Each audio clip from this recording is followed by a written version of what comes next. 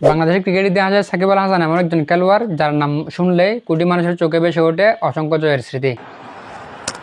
Got him. Brilliant work. And Bowl him straight through with the. Oh, lovely from Shakib. Bowled him right through Rohit Sharma. Shakib Al Hasan, যিনি বিশ্বসেরা allrounder, অসংখ্য রেকর্ডের মালিক, বাংলাদেশকে এমন সব match জিতিয়েছেন যেগুলো একসময় প্রায় অসম্ভব মনে হতো। কিন্তু আজ প্রশ্ন হচ্ছে, মানুষকে এখন আর সাকিবকে শুধু ক্রিকেটার হিসেবে মনে রাখবে, নাকি তার রাজনৈতিক পরিচয় এখন তার সবচেয়ে বড় পরিচয় হয়ে গেছে? সম্প্রতি আওয়ামী লীগের একটি রাজনৈতিক ভার্চুয়াল অনুষ্ঠানে তার প্রকাশ্য অংশগ্রহণ আবারও দেশ জুড়ে তীব্র আলোচনা সৃষ্টি করেছে।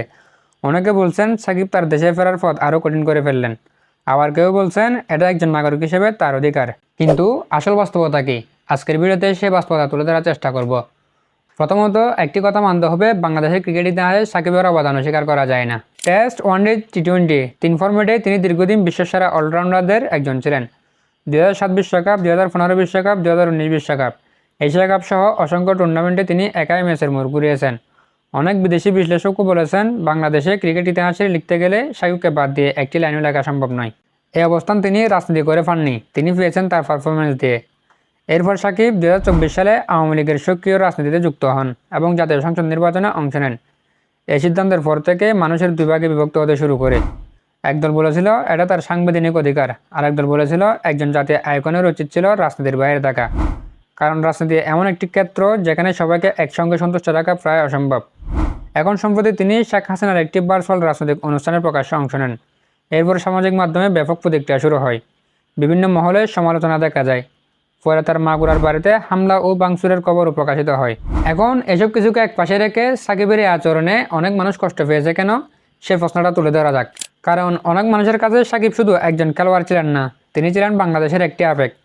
ক্রিকেট এমন একটি খেলা যার রাজনৈতিক বিভাজনের ঊর্ধ্বে উঠে মানুষকে এক করেছে। অনেক সমর্থকের আশা ছিল যে মানুষটি এত বছর দেশের জন্য খেলেছেন, তিনি হয়তো অবসরের পরও সবার কাছে সমানভাবে শ্রদ্ধার পাত্র হয়ে থাকবেন। কিন্তু রাজনীতিতে সক্রিয় হওয়ার পর সে নিরপেক্ষ ভাবমূর্তিতে পরিবর্তন এসেছে। এখন প্রশ্ন হচ্ছে, সাকিবের কি রাজনীতি করার অধিকার ছিল? এর সোজাসুজি উত্তর হচ্ছে অবশ্যই ছিল। বাংলাদেশের সংবিধান অনুযায়ী একজন নাগরিক রাজনীতি করতে পারেন, তিনি চাইলে কোনো দলকে সমর্থনও করতে পারেন, এটা তার নাগরিক অধিকার। কিন্তু প্রশ্নটা অধিকার নিয়ে নয়, প্রশ্নটা ছিল সিদ্ধান্তের প্রভাব নিয়ে। কারণ একজন বিশ্বখ্যাত ক্রীড়াবিদের প্রতিটি সিদ্ধান্তের সামাজিক প্রভাব অনেক বড়। কারণ একজন সাধারণ মানুষের কর্মকাণ্ডের চেয়ে জনপ্রিয় মানুষের কর্মকাণ্ড নিয়ে অনেক আলোচনা সমালোচনা হওয়াটা স্বাভাবিক। এখন সবচেয়ে বড় প্রশ্ন হলো, সাকিবের দেশে ফেরার পথকে আরও কঠিন হলো। অনেক বিশ্লেষকের মতে সম্প্রতি ঘটনায় তার জনমত ও রাজনৈতিক বিতর্ক আরও বেড়েছে। তবে দেশে ফেরা হবে কিনা সেটি নির্ভর করবে আইনি প্রক্রিয়া, নিরাপত্তা পরিস্থিতি এবং ভবিষ্যতের রাজনৈতিক বাস্তবতার উপর। অর্থাৎ কেউ এখনই নিশ্চিতভাবে বলতে পারে না যে তার দেশে ফেরার সব পথ বন্ধ হয়ে গেছে। আমার ব্যক্তিগত অনুভূতি যদি শেয়ার করি, আমি সবসময় চাইতাম সাকিবের শেষ পরিচয় হোক একজন কিংবদন্তি ক্রিকেটার হিসেবে। যে মানুষটি কোটি মানুষের মুখে হাসি এনেছেন, তার শেষ শব্দটাও যেন ক্রিকেটের গৌরব দিয়ে লেখা হতো। কারণ রাজনীতি মানুষকে ভাগ করে, কিন্তু খেলাধুলা মানুষকে এক করে।